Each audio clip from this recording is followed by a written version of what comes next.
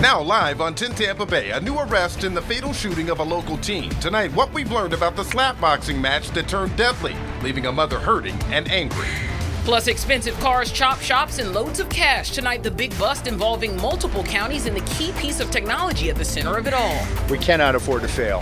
A complete overhaul. New Secret Service protection protocols following last week's assassination attempt. Keeping you informed, prepared, and connected. You're watching 10 Tampa Bay. Samuel Okendo facing multiple charges, including second-degree murder, possession of a firearm, and carrying a concealed firearm. And tonight, the 15-year-old is behind bars, accused of shooting and killing another teen outside the Citrus Park Mall. You're watching 10 Tampa Bay. I'm Frank Wiley. And I'm Miranda Parnell in tonight for Courtney. Okendo is accused of killing 16-year-old Peter P.J. Hyman. 10 Tampa Bay's Hannah Deneen has been staying on top of this story all week long, and she just spoke with P.J.'s mother about this latest development. An update now out of Polk County. A 17-year-old boy accused of killing his mother is now indicted on first-degree murder charges. This happened at a home in Auburndale on September 8th. Colin Griffith told investigators his mom approached him with a knife and then fell on it. Detectives say there's holes in that story. They also say Griffith killed his father last year in Oklahoma. Those charges were dropped after he claimed self-defense. Well, Chief Meteorologist Bobby Deskin is joining us now for your weather impact forecast. Bobby, I saw some raindrops earlier today. Yeah, well, we've looked at blue skies most of this week. Look at this. That's dark clouds out there, right? We're looking at some storms across the bay. This is from right here at the station at St. Pete on Gandy Boulevard, our weather-tight windows camera. 80, you notice a little less humidity. But finally, a couple showers. But after a dry few days, you can see some rain up here in the Citrus County and now southeastern parts of Pasco County, from Dade City, mainly south of Dade City, though, down to Zephyr Hills and over towards Wesley Chapel. That's getting into northeast Hillsboro. We had some rain northern Pinellas, northwest Hillsboro earlier. That's all fading towards downtown Tampa, towards Plant City and Brandon, and down to Fishhawk. Fishhawk, you see this outflow boundary coming through now.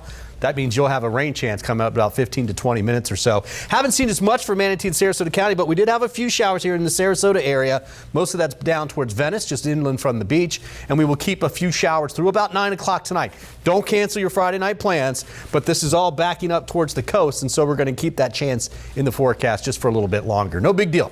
Now, the forecast shows us cooling down quickly through the 70s by the time we get past midnight, into the low to mid 70s. Yeah, some cooler spots up north. Tonight, Hillsborough County deputies are looking for another person involved in a car theft ring. They already arrested 5 others, including a 16 and 17-year-old. Deputies say between March and August of this year, a group of men went to car dealerships in several counties. The individuals are accused of smashing a window or sunroof to get into the car. Deputies say the suspects would then use a programmer to create a new key and drive the vehicles to a storage unit. They would then sell the parts or the car entirely. Attorney General Ashley Moody says 30 cars from 20 lots in 12 different counties were stolen. Today, Vice President Kamala Harris campaigning in battleground states, and that includes Georgia, the state's Republican-controlled election board, taking steps it says are needed to protect the election. That's right. Natalie Brand is in Arlington, Virginia, where in-person early voting is getting underway. She explains the focus both candidates are taking to sway voters. Well, it was one of the area's biggest environmental disasters in recent memory. 3 years later, a company held liable for the damage, coming $850,000 loss. All of that. Fall allergies in full bloom. In the next 3 minutes, the steps you can take to help avoid constantly sneezing. 10 Tampa Bay with Courtney Robinson, Frank Wiley, and Chief Meteorologist Bobby Deskins. Go ahead and get your box of tissues ready, because doctors and experts, they think this year's fall allergy season will be a doozy. Not deal with seasonal allergies every year. Many people struggle with sneezing, itchy eyes, and runny noses. Doctors say people with ragweed allergies will start to feel the impacts right about now. Pollen releases from August to November. Also, well, the rain we've seen in recent months could impact people, so you can avoid ragweed and mold by closing the windows and doors.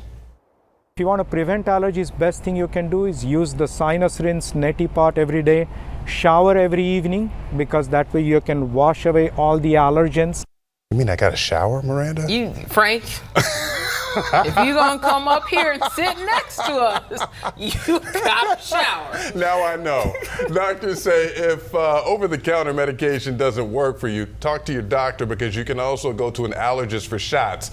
Also, rain, that washes away the pollen, but pollen counts increase after the rain. Well, speaking of that, I'll hand it over to Bobby. Yeah, freshly showered, good to go. Even got a haircut yesterday. How about that, Wow. Frank? What you got? I'm missing out here. I'm sorry, Miranda.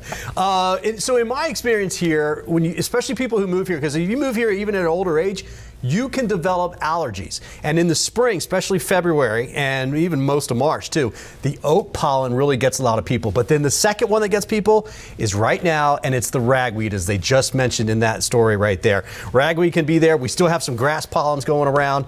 It's Florida. We always have mold. There's nothing you can do about that. So just take some of those precautions, as I mentioned, and take a shower once in a while. Right, Frank? Let's take you live outside. Let's get you out there right now.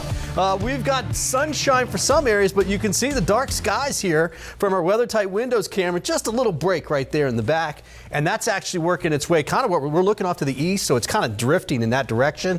And that rain will continue to move through South Tampa. South Tampa, I don't think we have as much more rain left over, but another 20 minutes or so. 87 right now, dew point 76. It's kind of muggy. There's the rain moving through